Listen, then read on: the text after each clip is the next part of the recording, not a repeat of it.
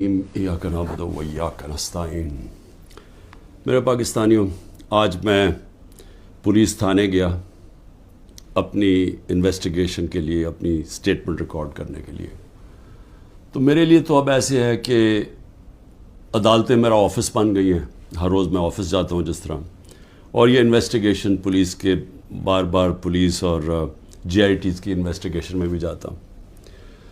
मैं सिर्फ अपनी कौम को आज ये बताना चाहता हूँ कि मुझे इस दौरान मैं अल्लाह का शुक्र अदा करता हूँ कि ये जो मैं 14 महीने से गुज़रा हूँ, मैंने 27 साल पहले तहरीक इंसाफ शुरू तो की थी कि इस मुल्क में सबसे बड़ा मसला ये है कि इंसाफ नहीं है। मतलब इंसाफ का मतलब ये, इंसाफ अब याद रखें हमेशा कमज़ोर को चाहिए होता है। ताकतवर अपने आप को कानून से ऊपर रखता है। अमेरिका अपने आप को इंटरनेशनल क्रिमिनल कोर्ट का हिस्सा नहीं बनाना चाहता क्योंकि वो ताकतवर है, लेकिन कमज़ोर मुल्क उसका हिस्सा बनना चाहते हैं क्योंकि उनको ताकतवर से तहफ़्फ़ुज़ चाहिए। जंगल के अंदर कमज़ोर को कोई तहफ़्फ़ुज़ नहीं मिलता, जो ताकतवर होता है बस उसका राज है।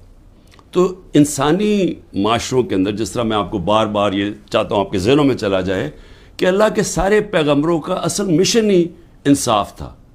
और फिर से बता दूं, इंसाफ आज़ाद करता है इंसानों को, क्योंकि उनके हुकूक ताकतवर से उसकी जब तहफ़्फ़ुज़ देता है तो इंसान आज़ाद हो जाते हैं, और आज़ाद इंसान की परवाज़ ऊपर जाती है। एक इंसाफ के माशरे में अमन होता है, और अमन, इंसाफ और आज़ाद माशरे खुशहाल होते हैं। जो आज आप सारे दुनिया के माशरे देख लें, ये जो भी मगरब, यूरोप वगैरह, ये जो भी खुशहाली है वहाँ ये सारी चीज़ें हैं।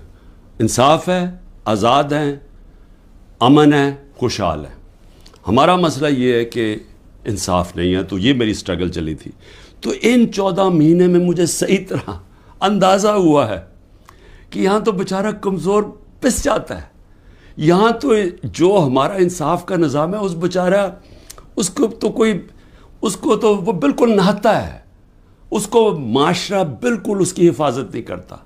मैं अपनी पार्टी को भी कहता हूँ कि जो अब हमारे से गुजर रही है, हमारे घरों में घुस घुस के, रिश्तेदारों के बच्चों को उठा के ले जाते हैं, औरतों को तंग बदतमीज़ी करते हैं। कईयों की जगह औरतें भी उठाई हैं, उनसे बदतमीज़ी की है, सेफ लूट लिए हैं, घर लूट लिए हैं, घर तोड़ दिए हैं, बिजनेसेस बंद कर दिए हैं। तो ये जो हमारे से हो रहा है, ये सारे कमज़ोर तबके से होता है पाकिस्तान में, जब वो ताकतवर के सामने उसका टाकरा होता है। आज अंदरूने सिंध आप चले जाएं तो जो वहाँ लोगों का कमज़ोर तबके का हाल है, मैं आपको यकीन दिलाता हूँ कि इंसानी माशरे में ऐसे लोगों को कोई नहीं रख सकता। यानी होता क्या है कि वो उनके ख़िलाफ़ जुर्म भी होता है, जुल्म भी होता है, और उन्हीं को फिर उनके ऊपर सज़ा भी मिल जाती है। ये हर जगह है। ये हमारा बदकिस्मती से पख्तूनख्वा में थोड़ा सा कम है, लेकिन जिस तरह आप नीचे जाते जाएं, पंजाब, फिर सदर्न पंजाब, फिर सिंध, वहाँ तो कोई कमज़ोर की कोई सुनने वाला नहीं है। तो हमारे लिए मेरा जो आज अज़म है वो और स्ट्रॉन्ग हुआ है और मजबूत हुआ है कि ये एक जहाद है इंसाफ की। क्यों अल्लाह के पैगम्बरों ने, सब ने इंसाफ के ऊपर बात की थी? क्योंकि ये इंसानों को आज़ाद करता है। हमारे लोग ग़ुलाम हैं। हकीकी आज़ादी इसलिए है। तो मैं अब तफ्तीश पे आता हूँ। तफ्तीश क्या थी जी? कि 9 मई को बहुत बड़ी साजिश हुई, और आप मुझे पूछ रहे हैं कि आप साजिश का हिस्सा थे। मैंने उनको कहा साजिश हुई, इसमें कोई शक नहीं, वो साजिश थी। लेकिन साजिश से फ़ायदा किसको हुआ और नुकसान किसको हुआ? अगर साजिश से हमें फ़ायदा होता तो तभी आप कहते ना कि हमने साजिश की है।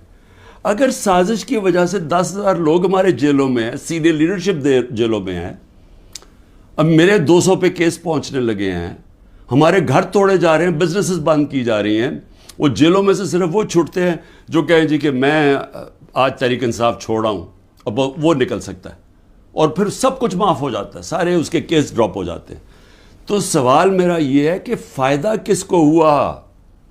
फ़ायदा हुआ ये जो सारे मनी लॉन्ड्रर्स, یہ 30 سال سے جو ملک کو لوٹ رہے ہیں, جن کے پیسے باہر پڑے ہیں, جو کہ اربوں خربوں پتی بن گئے ہیں جبکہ ملک مقروض ہو گیا ہے, یہ سارے جو آج اوپر بیٹھے ہوئے ہیں ان کو فائدہ ہوا ہے. اور ان کو فائدہ کس نے کروایا؟ ملک کی اسٹیبلشمنٹ نے. اور انہوں نے کامیابی سے اسٹیبلشمنٹ کو استعمال کیا, اور انہوں نے اس اسٹیبلشمنٹ کو ان کے ساتھ مل کے سازش کی. یہ سازش کبھی نہ ہوتی جب یہ دونوں مل کے نہ کرتے. اور بہت بڑی سازش ہمارے سے نہیں ہوئی, پاکستان سے ہوئی ہے. اب میں آپ کو بتاؤں سازش ہوئی کیسے. سپریم کورٹ کا فیصلہ آ گیا ہے کہ عمران خان کو غیر قانونی اور غیر آئینی طور پہ اٹھایا گیا, اغوا کیا گیا ہائی کورٹ کے اندر سے. یہ میں نے سازش کر کے اٹھایا تھا اپنے آپ کو. میں نے تو نکلنے سے پہلے صبح کو جب مجھے اندازہ ہوا کہ یہ مجھے پکڑیں گے, حالانکہ میرے اوپر کوئی کیس نہیں تھا, میں سب پہ بیل میں تھا, جب مجھے پتا چلا تو میں نے پہلے کہا کہ وارنٹ دکھاؤ اور مجھے پکڑ لو. تو کیا ضرورت پڑی تھی کہ ڈنڈے مار کے, چیزیں توڑ کے, شیشے توڑ کے, وہ بیچارہ رجسٹری آفس کے سٹاف کو مارا, وکیلوں کو مارا, میرے گارڈز کو بیچارے ان کو مارا. کیا ضرورت پڑی تھی؟ کیا کہ میں دہشت گرد تھا؟ تو جان کے یہ دنیا میں دکھانے کے لیے ویژلز یہ جو گئے ہیں کہ جس طرح مجھے وہاں سے پکڑ کے لے کے گئے ہیں. اور اس کے بعد پہلے سے ہی تیاری تھی کہ جو بھی رد عمل آئے گا وہ پہلے سے تیار بیٹھے تھے کہ انہوں نے یہ بلڈنگ چلانی ہے. اور میں انشاءاللہ جس دن انڈیپینڈنٹ انویسٹیگیشن ہوئی میں ثابت کروں گا. عسکری ٹاورز کا ایک گواہ ہے, اور کوئی پتہ نہیں وہ ویگو ڈالا وہاں پہنچ جائے اور اس کو اٹھا کے لے جائے. اس کی پوری ریکارڈنگ ہے کہ وہاں کیا ہوا تھا. وہ کوئی تحریک انصاف نہیں تھی جب عسکری ٹاور جلایا گیا. اور کیا آج آئی جی پنجاب جو دندناتا پھر رہا ہے, کیا اس سے کسی نے نہیں پوچھنا کہ وہاں سے 2 گھنٹے لگ رہے ہیں, وہ لوگ آ رہے ہیں اور یا پروٹیسٹ کرنے کے لیے, کسی نے نہیں پوچھنا اس سے کہ جناب آپ کی پولیس کدھر تھی؟ ساری جگہ تو ٹیئر گیسنگ کر رہے تھے, ساری جگہ تو کھڑی تھی, ادھر کیوں نہیں گئی؟ اور کدھر گیا وہ سی سی ٹی وی کیمرہ؟ کیوں نہیں اس کی فوٹیج آئی سب کے سامنے؟ کیوں نہیں انڈیپینڈنٹ انکوائری ہوئی؟ کور کمانڈر گھر کی سازش تھی, اور انشاءاللہ یہ سازش آئے گی سامنے جب ہمارا موقف سنا جائے گا. میں نے انکوائری والوں کو بھی کہا جج دونوں طرف سن کے فیصلے کرتا ہے, ون سائیڈڈ فیصلے نہیں کرتا کہ ایک جج جوری ایکسیکیوشنر جناب آپ ہی فیصلہ کر لیں کہ جی یہی انہوں نے کیا اور ان کو پکڑ کے مارنا شروع کر دو, پکڑ کے لو اور ملٹری کورٹس بنا دو تاکہ کچھ چیز نکلے ہی نہ, جیسے مرضی سزا دے دو. تو میری اپنی قوم سے جو میں آج کہنا چاہتا تھا وہ یہ کہ اس کو جس طرح استعمال کیا گیا, یہ نہیں کہ انہوں نے تحریک انصاف کو پلان کر کے ختم کرنے کی کوشش کی ہے, یہ ہماری ڈیموکریسی ختم کر رہے ہیں.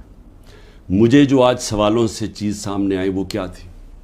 مجھے کہتے جی آپ کے لوگ کیوں گئے وہاں, کنٹونمنٹ میں کیوں گئے, تو فلانی جگہ کیوں گئے, آپ نے پہلے سے تیار کیا ہوا تھا. میں نے ان سے پوچھا کہ جب مجھے کمانڈو ایکشن سے اٹھایا جا رہا ہے وہاں, تو کدھر جانا تھا لوگوں نے پروٹیسٹ کرنے؟ تو اس کی باتوں سے مجھے یہ لگا کہ آپ کو پرامن احتجاج کرنے کی اجازت نہیں ہے کہیں جی ایچ کیو کے سامنے یا کنٹونمنٹ کے سامنے. مجھے بتائیں آئین میں کدھر لکھا ہوا ہے؟ کہیں آئین میں لکھا ہوا ہے تو میں مانوں کہ میں نے قانون توڑا ہے. آئین میں لکھا ہوا ہے کہ آپ کا حق ہے, ہر پاکستانی کا حق ہے کہ جب ناانصافی ہو, سمجھ لیں ناانصافی کے خلاف آپ پروٹیسٹ کر سکتے ہیں پرامن طور پہ. یہ آپ کا آئین کا حصہ ہے. اور ناانصافی ہوئی تھی, سپریم کورٹ نے کہا کہ ناانصافی ہوئی ہے. سپریم کورٹ نے اپنے فیصلے میں کہا ہے کہ غیر آئینی اور غیر قانونی طور پہ عمران خان کو اٹھایا گیا. اور پھر جس طرح ذلیل کر کے مجھے اٹھایا گیا, تو کیا یہ بھیڑ بکریاں تھیں؟ یہ تحریک انصاف کے جو لوگ تھے وہ بھیڑ بکریاں تھیں, چپ کر کے بیٹھ جاتی؟ کیا انہوں نے غلط کیا تھا کہ اگر وہ پرامن احتجاج کے لیے نکلے تھے؟ جی وہ جو جیو فینسنگ میں وہاں بھی پہنچ گیا نا, وہ بھی ساروں کو جیلوں میں ڈال دیا. اس کا مطلب آپ یہ کہہ رہے ہیں کہ آپ ساری جگہ احتجاج اگر کر سکتے تو کریں, لیکن کہیں بھی کنٹونمنٹ کے اندر جی ایچ کیو آپ اس کے سامنے احتجاج نہیں کر سکتے. آپ ذرا غور سے سمجھیں کہ اس کا مطلب کہ آپ نے کہا ہے کہ اگر وہ قانون توڑیں بھی تو وہ قانون سے اوپر ہیں. یہ مطلب ہو گیا نا اس کا. میرے اوپر ایک کیس کیا ہے کہ میں نے ملک سے غداری کی. ملک سے کیا غداری کی کہ جنرل فیصل نصیر کو میں نے کہہ دیا ڈرٹی ہیری, اور میں نے اس کو کہا کہ یہ ذمہ دار ہے میرے قتل کا کرنے کی کوشش پہ. اس کو کہا جی آپ نے ملک سے غداری کر دی. اس کو ملک سے غداری کہہ رہے ہیں.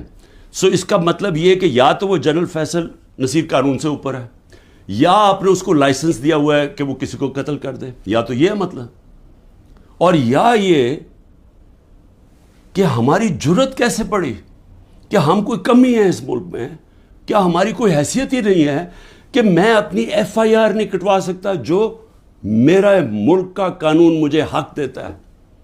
بھئی مجھے سے وہ پہلی جے آئی ٹی میں پوچھتے جی خان صاحب آپ کے پاس پروف کون سے تھے کہ یہ فیصل نصیر نے کروایا. میں نے کہا آپ نے جو کوئٹہ میں 4 گھنٹے جو وہ قتل ہوا ہے وکیل, اس کے اوپر تفتیش کی تھی, کوئی ثبوت ملے تھے جب میرے اوپر 302 کا قتل کا پرچہ ڈال دیا؟ کیا جب ذلِ شاہ جب مرا تھا تو 3 دن میرے اوپر 302 جب قتل کا پرچہ لگایا تھا, آپ نے تفتیش کی تھی؟ تو جب ایف آئی آر کا مطلب ہوتا ہے فرسٹ انویسٹیگیٹنگ رپورٹ, تو جب وہ تفتیش ہوگی تو پتہ چلے گا نا. تو میرا سوال یہ ہے کہ برطانیہ میں جو سب سے مقدس جگہ ہے وہ ہے prime minister house, 10 Downing Street. ہر دوسرے دن وہاں احتجاج ہوتا ہے, پرامن احتجاج ہوتا ہے. کبھی کسی نے اس کے اوپر روکا ہے؟ تو مجھے یہ بتائیں کہ جب رینجرز کو دیکھ رہے ہیں مجھے اٹھا رہے اور کمانڈوز, تو کیا لوگوں نے کدھر جانا تھا؟ احتجاج ہی کرنا تھا نا. سوال یہ کیوں نہیں پوچھتے کہ وہ لوگ جو 25 لوگوں کو گولیاں سے مارا گیا, وہ لوگ جن کی نوجوانوں کی ٹانگیں چلیں گی, 3 لوگوں کی ٹانگیں کٹی, جو بستر پہ ہے, جو کمر پہ گولی لگی پیرالائز ہو گیا, وہ کیا پاکستانی نہیں تھے؟ ان کا کوئی حقوق نہیں ہے, ان کا کوئی نام ہی نہیں لے رہا کہ جی کور کمانڈر ہاؤس جلایا. ہم سب اس کے ہم مذمت کرتے ہیں. میں نے اپنی ججمنٹ میں لکھا ہوا ہے چیف جسٹس نے کہ عمران خان کو جب پہلی دفعہ جب میں عدالت میں پہلی دفعہ مجھے پتہ چلا کہ ہوا کیا ہے, میں نے اسی وقت مذمت کی. اور میں نے کہا 27 سال میں نے ہمیشہ اپنی پارٹی کو کہا ہے کہ آپ نے قانون کے بیچ میں رہنا ہے. میں نے کبھی اس ملک کا قانون نہیں توڑا. اور میں آج پھر کہتا ہوں کہ یہ جو کیا جا رہا ہے, یہ جو انکوزیشن ہے, یہ انصاف نہیں ہو رہا, ون سائیڈڈ ہے. کہ فیصلہ کر لیا کہ جناب آپ نے تحریک انصاف کو ختم کرنا ہے, تو ساری پارٹی کو, کتنے لوگ تھے جو یہ جو جدھر جو گھر جلیا, بلڈنگ جلی, کتنے ہوں گے؟ 100 150 200 300 400 1000 ہوگا. تو 10,000 لوگوں کو کس طرح اندر ڈال دے, اور پھر ان کو موقع دیں کہ وہ بتائیں تو صحیح کہ ان کی سائڈ کیا تھی. دوسرا کام جی 164 کے بیان لیے جا رہے ہیں. جو جیلوں کے اندر لوگ ہیں جو خاص طور پہ جن کو انہوں نے سمجھا جی جیو فینسنگ میں آ گئے, ان سے بیان کیا لیا جا رہا ہے؟ میرے سینئر لیڈرشپ جو جیلوں میں ہے کہ جی 164 کا بیان دیں کہ عمران خان نے ہمیں حکم دیا تھا کہ وہاں جا کے گھر جلاؤ.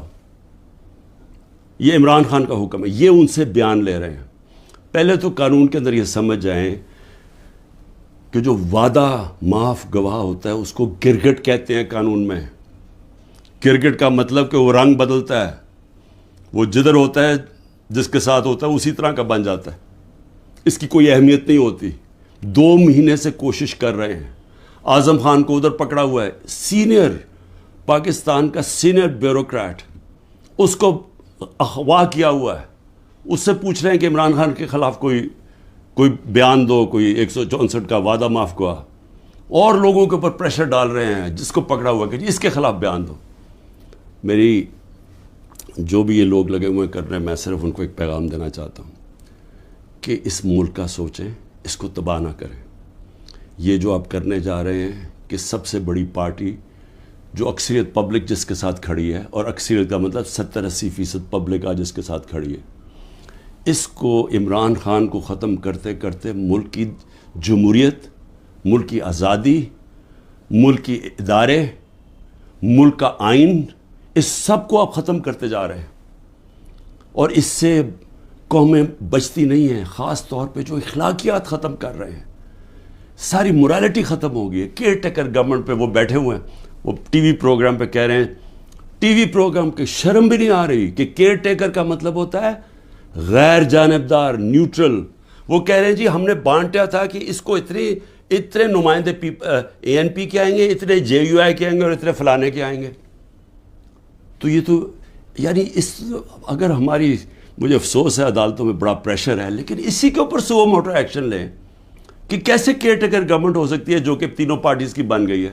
ہم اپنی گورنمنٹ گرا رہے ہیں, آئین کے مطابق کیئر ٹیکر آنا ہے, یہ آ کے بیٹھ گئے اور ہر قسم کی کرپشن ہو رہی ہے. آج کوئی فکر نہیں پڑی نیب کو کہ کرپشن کدھر ہو رہی ہے, کوئی ایف آئی او کو فکر نہیں ہے. ملک کھلے عام کرپشن ہو رہی ہے آج, اور صرف لگے ہوئے ہیں کہ جی کسی طرح اس پارٹی کو ختم کریں. تو میں صرف ایک تو یہ کہنا چاہتا تھا آج کہ میرا یہ جو ہوا ہے آج تفتیش, مجھے حیرت ہوئی کہ وہ یہ, بلکہ وہ ان کے ایسے وہ بول رہے تھے جیسے کہ آپ احتجاج بھی کرنا آپ کے لیے آپ نے کوئی غداری کر رہا ہے ملک کے ساتھ, تو پھر جمہوریت ختم کر دیں, کہتے مارشل لا لگ گیا, کہیں کہ پھر جناب جو مرضی وہ فیصلہ کریں گے وہ کریں گے. لیکن جمہوریت کے اندر ہمارا حق ہے کہ ناانصافی جب ہمارے سے ہوتی ہے اور سپریم کورٹ نے کنفرم کیا تو اس کے بعد ہمارا رائٹ ہوتا ہے پرامن احتجاج. اور میں پھر سے کہتا ہوں کہ جن لوگوں نے جلایا تھا کور کمانڈر گھر یا جو بھی جلائی ہیں بلڈنگز, ان سب کے اوپر ایکشن لینا چاہیے. میں سب سے پہلے کہتا ہوں, اور ہمیں کوئی انفارمیشن ہو ہم بھی آپ کی مدد کریں گے ان کے اوپر ایکشن لینے کے لیے, کیونکہ ہم نے نہیں کیا. دوسری چیز ہی اسرائیل آیا جی, اسرائیل کے اوپر ایک گورنمنٹ منسٹرز کہہ رہے ہیں کہ جی دیکھیں عمران خان کے, اسرائیل نے عمران خان کے لیے سپورٹ کر دیا. پہلے تو یہ ذرا میرے بیان سن لیں, یہ جب میں پرائم منسٹر تھا, یہ میرے بیان صرف یہاں نہیں ہیں, 2 پاکستان میں بھی ہیں اور امریکہ کے اندر جا کے میں نے یہ بیان دیا ہے. یاد رکھیں امریکہ کے اندر سب سے تکڑی لابی اسرائیل کی لابی ہے. امریکہ کے اندر سننے کے میں نے بیان کیا دیا, اور پاکستان میں بھی پرائم منسٹر ہوتے ہوئے. Next questioner. There's been talk about Pakistan forming relations with Israel, and we know the winds of change are blowing through the Middle East. Is this in the cards, and why? I'm afraid I don't know where this has come from. It's not. Pakistan has a very straightforward position, and it was a founder of Pakistan, Quaid-e-Azam, Muhammad Ali Jinnah, who was very clear that, there has to be a just settlement, a homeland for Palestinians before Pakistan can recognize Israel. جو بھی کوئی ملک کرے, ہمارا تو موقف بڑا clear ہے, اور ہمارا موقف قائد اعظم محمد علی جناح نے 1947 میں کلیئر کر دیا تھا, 1948 میں, کہ ہم اسرائیل کو کبھی تسلیم نہیں کر سکتے جب تک فلسطینوں کو ان کا حق نہیں ملتا, ان کو ایک جسٹ سیٹلمنٹ نہیں ہوتی. جو 2 نیشن تھیوری تھی پیلسٹینین کی کہ ان کو پورا ایک ان کی اسٹیٹ ملے جو کہ پیلسٹینین فیصلہ کریں, ٹھیک ہے. جب تک وہ نہیں ہوتا, اگر ہم وہ تسلیم کر لیتے ہیں تو ہمیں پھر کشمیر کا بھی, ہمیں ایگزیکٹلی سچویشن کشمیر کا ہے تو ہمیں وہ بھی گیو اپ کرنا چاہنا چاہیے. تو اس لیے پاکستان نہیں تسلیم کر سکتا اسرائیل کو. اب امریکہ میں میری بیان کی کیا اہمیت ہے, کیونکہ یہ جو 2 ہیں نا, نواز شریف اور زرداری یا ان کے بچے, میں چیلنج کرتا ہوں کہ یہ جا کے امریکہ کیا پاکستان میں بیان دے دیں ان کے خلاف, لیکن امریکہ میں جا کے دیں. یہ میں کہتا ہوں کہ ان کی اتنی جرت نہیں تھی کہ جب امریکہ نے اور ہندوستان نے مل کے موڈی کے دورے پہ امریکہ جب جوائنٹ سٹیٹمنٹ دی اور انہوں نے کہا کہ پاکستان کا نام لیا, بائیلیٹرل ٹاکس میں پاکستان کا نام آتا ہے کہ جی پاکستان کراس بارڈر ٹیررزم کر رہی ہے اور پاکستان کو بند کرنی چاہیے. کسی کا بیان نکلا کسی کے منہ سے, کہیں وہ بیٹھا ہوا نواز شریف کہ اس کے منہ سے کوئی آواز نکلی, کہیں زرداری کے منہ سے کوئی آواز نکلی؟ نہیں نکلے گی. جب 400 ڈرون اٹیک ہو رہے تھے پاکستان میں, جو دنیا میں کوئی مثال ہی نہیں ہے کہ آپ جس کے لیے جنگ لڑ رہے ہیں وہ آپ کے ملک میں ڈرون اٹیک کر رہے ہیں, ان کے منہ سے ایک لفظ نہیں نکلا. اور میں آج اپنی اسٹیبلشمنٹ سے پوچھنا چاہتا ہوں کہ آپ ان لوگوں کی آج حمایت کر رہے ہیں جن کے اربوں روپے نہیں ڈالر باہر پڑے ہوئے ہیں. یہ کبھی بھی ایک لفظ نہیں کہیں گے ان لوگوں کے پاس جن کو پتہ ہے کہ وہ کسی وقت ان کے، جس طرح وہ روسیوں کے اب ڈالر ضبط کر رہے ہیں نا، ان کی روسیوں کی پراپرٹیز جب سے جنگ ہوئی ہے ضبط کر رہے ہیں، وہ کبھی بھی ان کے ڈالرز، کیونکہ چوری کا پیسہ ہے اور اربوں ڈالر پڑا ہوا ہے ان کا باہر، یہ کبھی ان کے خلاف بات نہیں کریں گے، یہ اپنے ملک کے لیے کبھی کھڑے نہیں ہوں گے۔ یہ تو ان کو تو ہندوستان سے جان جاتی ہے، کیونکہ ان کو پتہ ہے کہ ہندوستان کی اور اسرائیل کی لابی بڑی مضبوط ہے امریکہ میں، تو یہ تو کبھی بھی نہیں ملک کے لیے سٹینڈ لے سکتے۔ تو ان کی جو بیکنگ کی جا رہی ہے، میں یہ سوال پوچھتا ہوں کہ آج عمران خان کو تو دہشت گرد ثابت کرنے کی کوشش کی جا رہی ہے، مجھے یہ بتائیں کہ کبھی عمران خان نے ایسی حرکت کی کہ امریکنوں کو میسج بھجوایا جائے اپنے ایمبیسڈر حسین حقانی کے ذریعے میمو گیٹ کے اندر، وہ جو میمو گیٹ تھا، امریکنوں کو کہہ رہا ہے کہ ہماری فوج سے ہمیں بچا لو، اس کو آج پرائم پوزیشن میں بیٹھا ملک کے فیصلے کر رہا ہے۔ اور دوسرا، جس کو اتنا پیار تھا مودی کے ساتھ کہ اس کو گھر پہ شادی پہ بلا لیا، جبکہ وہ پاکستانی فوج کو پاکستان کے آرمی چیف کو دہشت گرد کہہ رہا تھا مودی، وہ کہتا پرائم منسٹر ٹھیک ہے لیکن وہ تو پتلا ہے، دہشت گرد پاکستانی فوج کو کہہ رہا تھا۔ ڈان لیکس کے اندر کیا ہوا؟ وہی کہہ رہا تھا نا کہ ہم تو بے بس ہیں جناب، ہماری فوج دہشت گردی کر رہی ہے۔ وہ لوگ آج ملک کے فیصلے کریں اور وہ بیٹھ کے باہر بیٹھ کے اپنے بڑے بڑے محلات کے اندر، اربوں روپے کی پراپرٹیز کے اندر وہ بیٹھ کے جناب وہاں فیصلے کریں کہ جی ملک میں کیا ہوگا، ملک میں الیکشن کب ہوگا، وہ فیصلے کریں۔